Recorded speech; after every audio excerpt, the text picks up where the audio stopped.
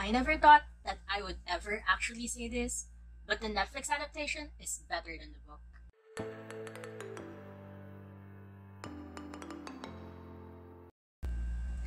Hey everyone, this is Meygen and welcome back to my booktube channel. So today we are going to do a quick review of the Netflix adaptation of Leigh Bardugo's Shadow and Bone series. Now, this has been all the hype in the Bookstagram and booktube communities for like the longest while, and I really could not wait to get my hands on the adaptation that Netflix has, which just came out this Friday. So of course, I just had to go ahead and binge watch it within the first 12 hours of its release.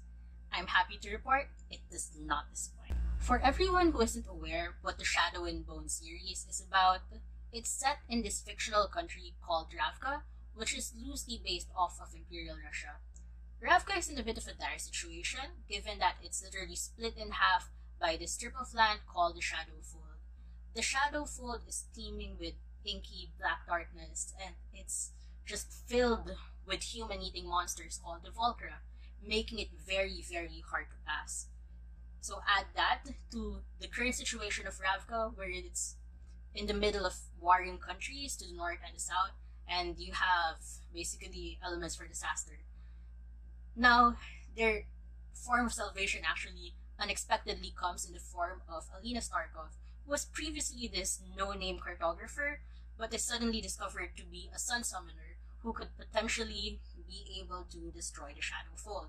So she's quickly swept away into the world of the Second Army, which is led by the very charismatic Darkling. The Second Army is composed of Grisha, who are basically superhumans who can do the small science, which allows them to control and summon things at their will. There are three main types of them, the highest rank being the Corporalniks. So they are capable of manipulating human bodies. They're heartrenders, who are usually the fighters. They can literally crush a man's heart or suffocate him, slow blood flow, so on and so forth. And you also have the healers, which is self-explanatory. Next is you have the Etrialki, who can either summon wind or fire or control water.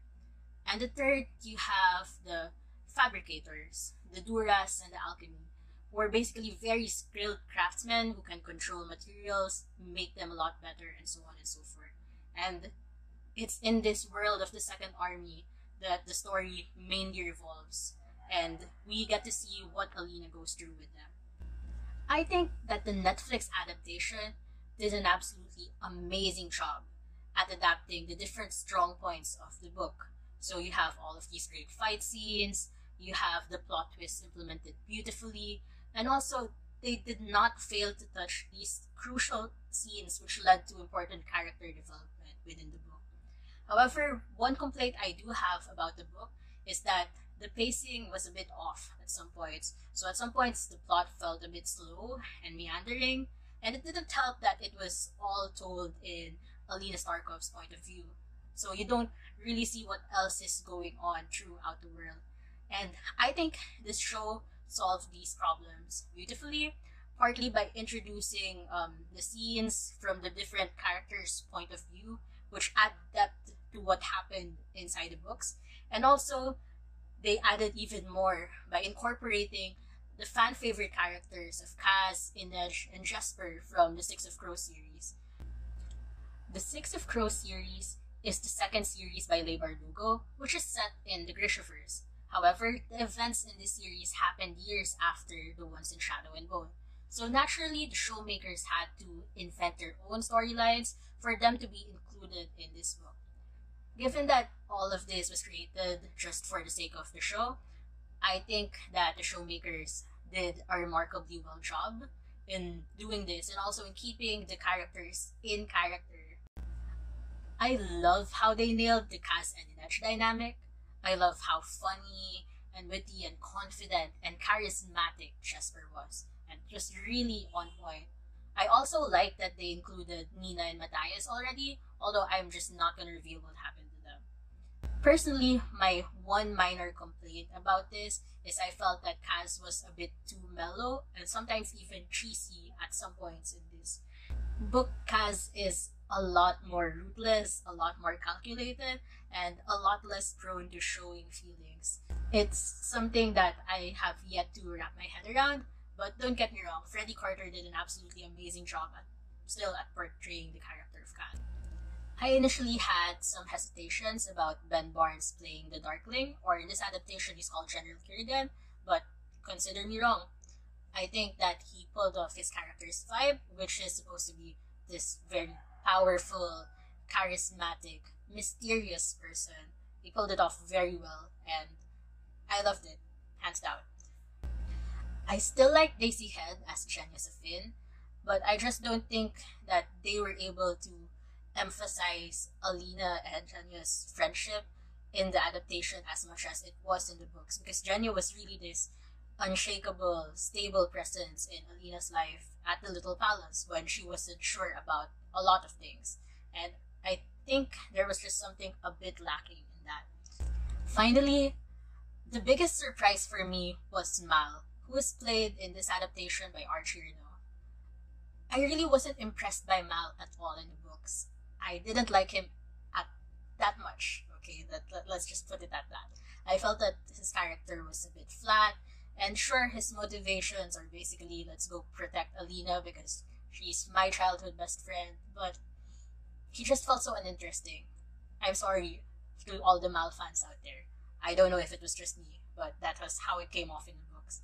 But I think that they gave him a lot more of the important screen time and backstory in this adaptation, and it really helped develop his character, and it helped develop how when we think of him, we see him, his motivations, what he wants, and what he thinks is right.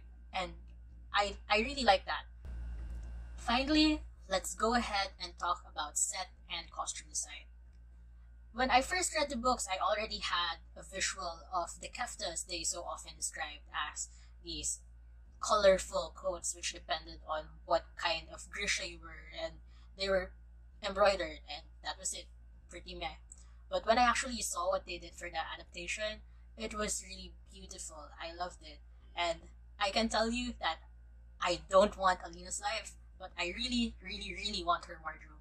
Like, please. That black and gold kefta that she wore during the Winterfest was amazing. I don't know. Props to the costume designer. That was wonderful. Another thing that I like about the costume design in this adaptation is the attention to detail. So if you pay enough attention, you can see really the difference in the dress of the different nations that are involved in the story. So for Ravka, you can see a lot of the peasant rough spun, and it's very distinctive and a lot different from what the royals were wearing, or the noblemen, or the Grishop who were part of the Second Army. You can really see the class divide and how they basically live in the literally different worlds. I like that. The costume design helps emphasize that. We also get to see a lot of Ketterdam, which is based off Amsterdam. The point of Ketterdam is it's really this business-oriented place. You can also see that reflected in what the people were wearing with all of these fancy suits and coats and top hats and whatnot. Beautifully executed, I cannot deny that. And the third country that was involved was Fjorda, which is up north and pretty much based on the Scandinavian countries, if I remember correctly. And you can see it in the furs that Matthias was wearing, as well as that dress that Nina was wearing towards the end. It was really nice. It was beautiful. And it was very much appropriate. Meanwhile, the set design was also pretty good, although there were some underwhelming points. I think Ketterdam was captured on point based on what was described in the books. It was really nice to be able to see what they described as the location called the Barrel, the Crow Club, and so on and so forth in the books.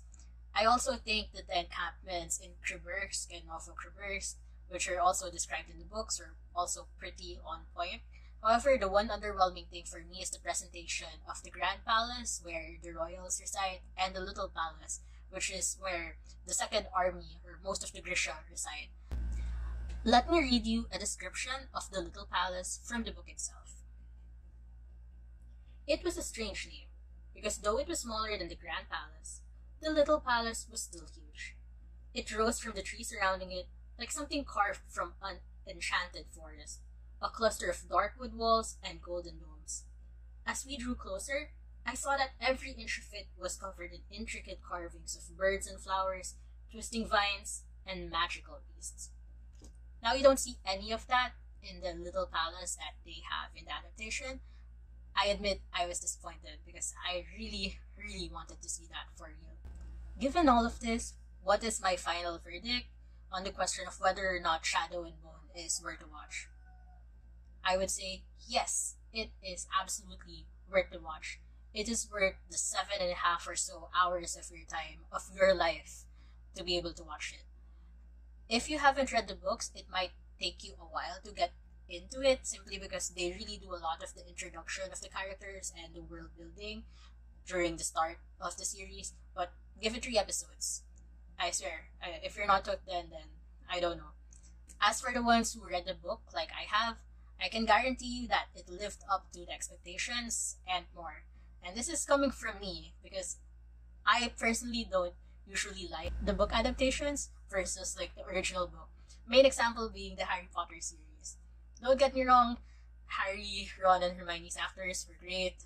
The storytelling was great. The visuals were great. It's just that the books are different. I don't know. There's just a special sort of magic for it. But somehow, the showmakers of The Shadow and Bone were able to capture the book's essence and more into it. And I loved it. So anyway, that's it for this video. I hope you liked it. Please like and subscribe for more content because I'm going to do a little bit more Shadow and Bone content in the next week or so. And thank you for watching. Bye-bye!